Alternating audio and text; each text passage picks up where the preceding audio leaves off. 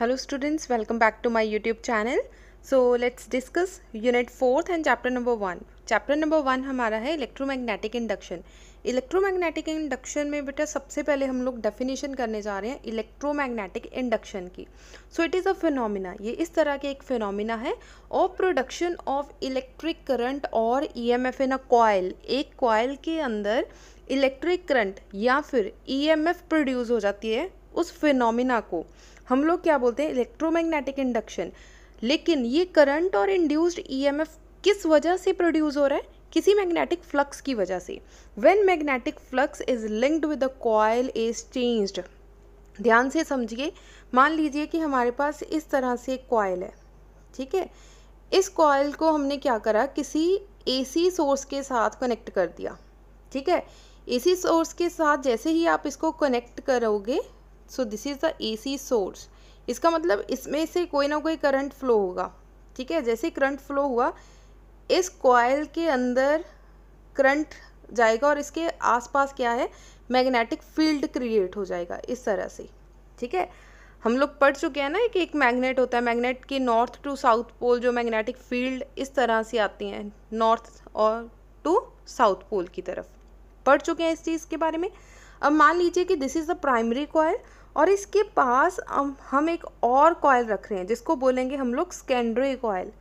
अब इस magnetic field की वजह से इस सेकेंडरी कॉइल में कोई ना कोई चीज़ प्रोड्यूस हो जाएगी, फॉर एग्जांपल कोई करंट या फिर इंड्यूस्ड ईएमएफ। इस पूरे प्रोसेस को हम लोग क्या बोलते हैं, इलेक्ट्रोमैग्नेटिक इंडक्शन, ठीक है। मैग्नेटिक फील्ड ने इसके साथ कैसे लिंक किया, मैग्नेटिक फ्लक्स की वजह से।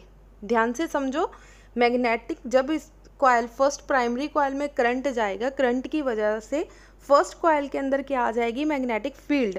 मैग्नेटिक फील्ड ने क्या क्रिएट किया, मैग्नेटिक फ्लक्स। मैग्नेटिक फ्लक्स ने सेकेंडरी कॉइल के साथ लिंक किया और सेकेंडरी कॉइल के अंदर ईएमएफ या फिर इंड्यूस्ड करंट प्रोड्यूस हो गया। इसकी वजह से इस पूरे फिनोमिना को हम क्या बोलेंगे, इलेक्ट्रोमैग्नेटिक इंडक्शन, ठीक है। इलेक्ट्रो मतलब हम लोग कोई ना कोई एसी सोर्स लगा रहे हैं, मैग्नेटिक मतलब मैग्नेटिक फील्ड बन रही है, मैग्नेटिक फील्ड की वजह से मैग्नेटिक फ्लक्स प्रोड्यूस हो रहा है। और इंड्यूस, फिजिक्स के लैंग्वेज में इंड्यूस किसको बोलते हैं, जब करंट प्रोड्यूस हो जाए, ठीक है। करंट प्रोड्यूस होना तो फिजिक्स की लैंग्वेज में बच्चे इसको प्रोड्यूस नहीं बोलेंगे, इसे हम क्या बोलेंगे, इंड्यूस्ड करंट। ये बात समझ में आई। सो सिंपल लैंग्वेज में हम लोग इसको क्या बोलेंगे, it is a phenomena of production of electric current और ईएमएफ इन अ कॉइल। जब एक कॉइल के अंदर इलेक्ट्रिक करंट या ईएमएफ प्रोड्यूस हो जाए, when magnetic flux is linked with the coil is changed. जैसे ही मैग्नेटिक फ्लक्स चेंज होगी फर्स्ट कॉइल के अंदर। ये बात अच्छे से क्लियर है। सो हम लोग अब पढ़ेंगे कि मैग्नेटिक फ्लक्स क्या चीज़ है। अब मैग्नेटिक फ्लक्स को हम डिटेल में रीड आउट करेंगे। सो इसको रीड आउट करने के लिए नेक्स्ट पेज पे चलते हैं। बेटा इलेक्ट्रोमैग्नेटिक इंडक्शन को इस तरीके से भी समझ सकते हैं। मान लीजिए कि आप एक सोलेनाइड ले रहे हो, ठीक है। सोलेनाइड का ये पोर्शन बन जाएगा साउथ पोल और this terminal becomes north pole, ठीक है। जैसे ही आप एक मैग्नेट को इसके पास लेकर जाओगे तो क्या होगा, यहाँ पे मैग्नेटिक फील्ड लाइंस आ जाएंगी, क्योंकि मैग्नेट की एक पर्टिकुलर लाइंस होती हैं नॉर्थ टू साउथ पोल। इस तरह से मैग्नेटिक फील्ड लाइंस मूव कर रही हैं, ठीक है। So magnetic field lines move करेंगी, इसका मतलब इसकी वजह से कोई ना कोई मैग्नेटिक फ्लक्स लिंक होगा इस कॉइल के साथ, ठीक है। सो ये हो गया आपका प्राइमरी और ये बन गया आपका सेकेंडरी कॉइल, ठीक है। सो इस तरीके से मैग्नेटिक फ्लक्स लिंक करेगा, मैग्नेटिक फ्लक्स लिंक करेगा, इसका मतलब इस वायर में ईएमएफ या फिर इंड्यूस्ड करंट जो है प्रोड्यूस हो जाएगा।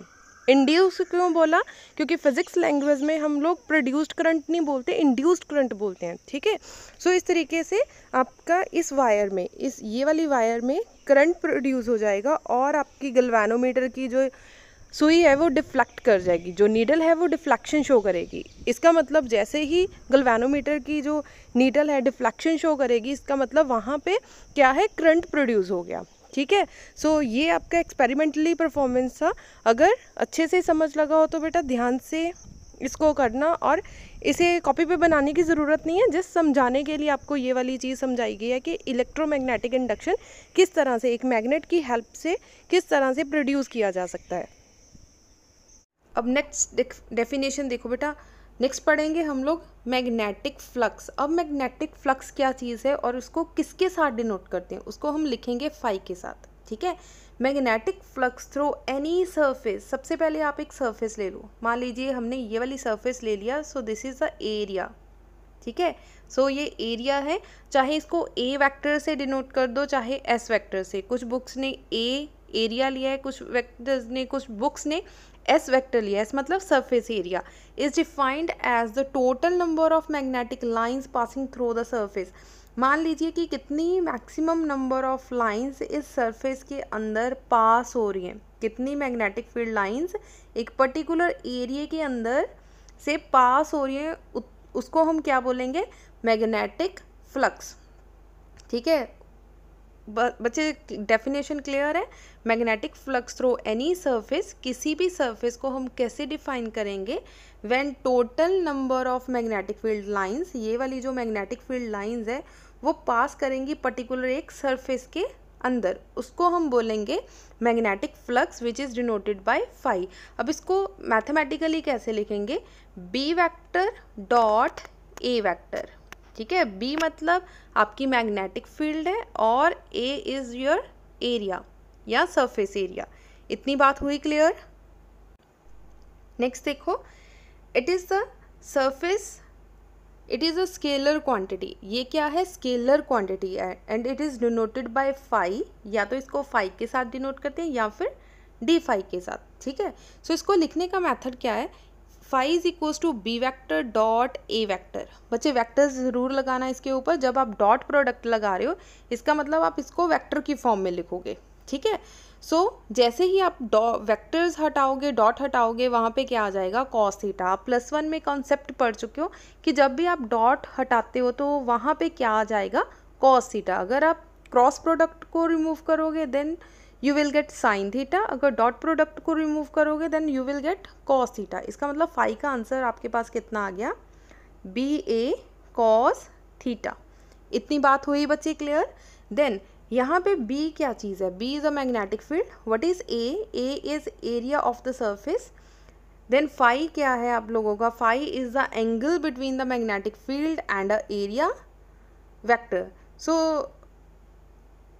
Where theta, theta is the angle between magnetic field and area vector. Theta आपका क्या है, एंगल है B और A के बीच में, ठीक है।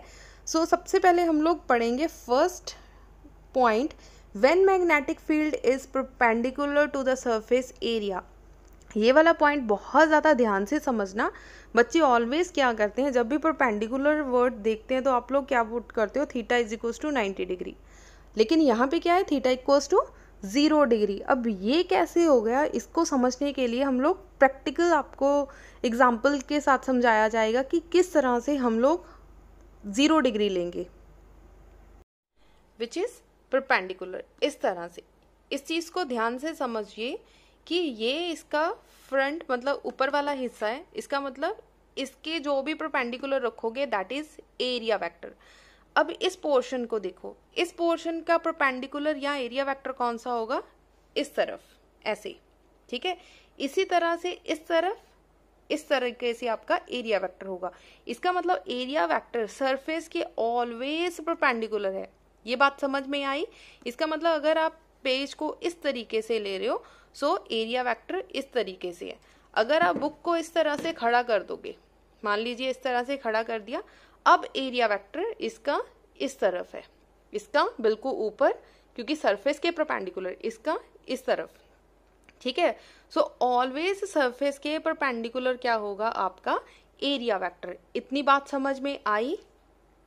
इसी बुक के हेल्प से और पेन की हेल्प से हम लोग समझेंगे first special case, when magnetic field is perpendicular to the surface area then theta equals to 0 degree, ठीक है। मान लीजिए ये वाला पोर्शन क्या है, आपका एरिया वेक्टर, ठीक है।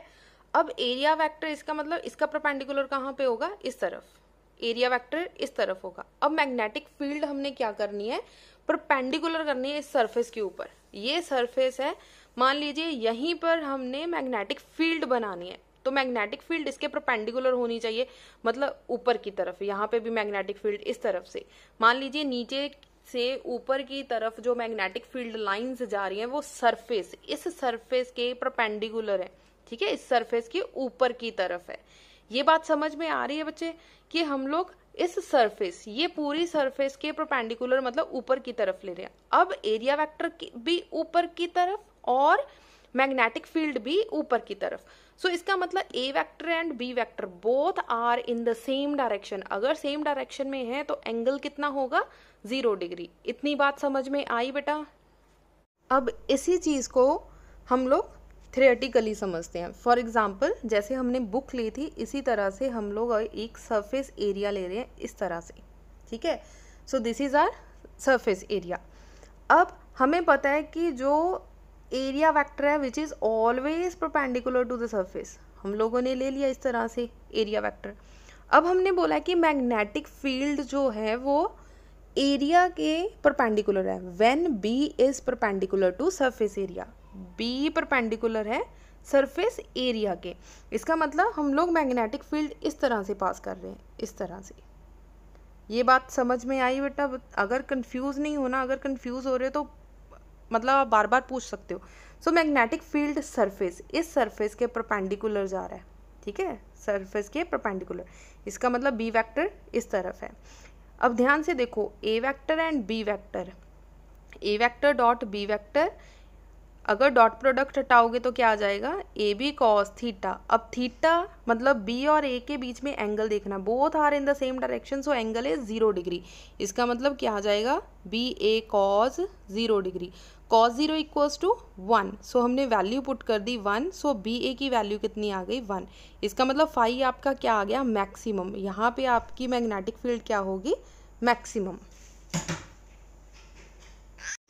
बेटा अब हम नेक्स्ट स्पेशल केस करेंगे जिसमें उन्होंने बोला है when magnetic field is parallel to the surface area. अब क्या करना है, मैग्नेटिक फील्ड को क्या करना है, सरफेस के पैरेलल लेना है, ठीक है। मान लीजिए कि इस तरह से आपकी सरफेस है, ठीक है, ये आपका एरिया वेक्टर है। अब आपको मैग्नेटिक फील्ड कैसे लेनी है, parallel to the surface area, मतलब ये आपका सरफेस एरिया और आपको मैग्नेटिक फील्ड इस तरीके से लेनी है। क्लियर हो गई बात, ठीक है। इसका मतलब ए और बी के बीच में एंगल देखो कितना बन रहा है, 90 डिग्री। सो यहाँ पे आ गया theta equals to 90 degree. Clear हो गया कि पैरेलल मीन्स थीटा आपको 0 नहीं लेना, थीटा आपको 90 डिग्री लेना है, क्योंकि सरफेस के पर पैरेलल है, ठीक है। मैग्नेटिक फील्ड सरफेस के पैरेलल होने की वजह से आपकी क्या, ये रहा सरफेस और ये रही मैग्नेटिक फील्ड। हमें एंगल देखना है मैग्नेटिक फील्ड और सरफेस के बीच में, ठीक है जी। सो सरफेस का एरिया वेक्टर ऊपर की तरफ और बी इस तरफ, इसको समझने के लिए भी एक वीडियो के थ्रू आप समझते हैं। अब बेटा सेकंड केस देखो, सेकंड केस में उन्होंने बोला है कि when magnetic field is parallel to the surface area then theta equals to 90 degree. अब 90 कैसे होगा, मान लो कि ये अब पूरी आपकी क्या है, सरफेस, ठीक है। पहले आपने मैग्नेटिक फील्ड नीचे से ऊपर की तरफ सेंड की इस तरीके से, मतलब कि यहीं पे आपका सरफेस एरिया ऐसे था और यहीं से नीचे से ऊपर की तरफ आपकी मैग्नेटिक फील्ड जा रही थी फर्स्ट केस में। सेकेंड केस में देखो स्टिल एरिया वेक्टर इस तरह से है क्योंकि सरफेस के परपेंडिकुलर है, लेकिन आपको मैग्नेटिक फील्ड कैसी चाहिए, parallel to the surface area. जिस तरफ आपका एरिया है उसी तरफ आपकी मैग्नेटिक फील्ड जाएगी। इसका मतलब मैग्नेटिक फील्ड लाइंस इस तरफ जा रही हैं, ठीक है। सो इसका मतलब बी वेक्टर इस तरफ और ए वेक्टर इस तरफ, बी और ए इस तरह बन जाएगा, एक ऊपर एक इस तरफ। सो सेंटर में एंगल कितना आएगा, 90 डिग्री। ये है हमारा second case. Next is SI unit. So हमें नेक्स्ट एसआई यूनिट पढ़ना है। सो एसआई यूनिट क्या है, वेबर, ठीक है। So 1 weber is equal to 10⁸ maxwell. Maxwell मतलब आपका सीजीएस यूनिट है, ठीक है। वेबर आपका क्या है, weber is a SI unit. जब एसआई यूनिट को सीजीएस सिस्टम में कन्वर्ट करना हो तो हम लोग लिखते हैं मैक्सवेल, ठीक है। इसको ध्यान से लर्न कर लेना, ध्यान से देख लेना, हो सकता है आपको एमसीक्यूज की फॉर्म में पूछ लिया जाए ये क्वेश्चन, ठीक है। सो 1 वेबर को हम लोग कैसे डिफाइन करेंगे, समटाइम क्वेश्चन आ जाता है कि डिफाइंड SI यूनिट, ठीक है, SI यूनिट। देन आपको अकेला वेबर नहीं आंसर लिख कर आना, आपको उसकी प्रॉपर डेफिनेशन देनी पड़ेगी। What is 1 weber? 1 weber is a magnetic flux linked with a surface area of 1 meter square. जब मैग्नेटिक फ्लक्स किसी सरफेस एरिया के साथ लिंक करे, ठीक है, कितना एरिया आपको लेना है? 1 meter square. When held normal to a uniform magnetic field, जब आपकी जो मैग्नेटिक फील्ड है वो क्या होनी चाहिए? नॉर्मल। नॉर्मल मतलब परपेंडिकुलर ऑफ 1 टेस्ला, और मैग्नेटिक फील्ड कितनी लगे? B कितनी हो? 1 टेस्ला। सो इसको लिखने का तरीका क्या है? Phi is equals to BA। Phi is a magnetic flux, B क्या है? मैग्नेटिक फील्ड, A क्या है? एरिया वेक्टर, ठीक है। सो मैग्नेटिक फ्लक्स की यूनिट्स कैसे बनेंगे? वेबर। जब मैग्नेटिक फील्ड कितना होगा? 1 टेस्ला, और एरिया आप कितना लोगे? 1 मीटर स्क्वायर। सो बन गया टेस्ला मीटर स्क्वायर, ठीक है। टेस्ला मीटर स्क्वायर को हम लोग बोलते हैं वेबर। सो आज का ये हमारा टॉपिक था बेटा। किसी भी पॉइंट या किसी डायग्राम पर कुछ ना समझ लगा तो आप पूछ सकते हो। Thank you so much.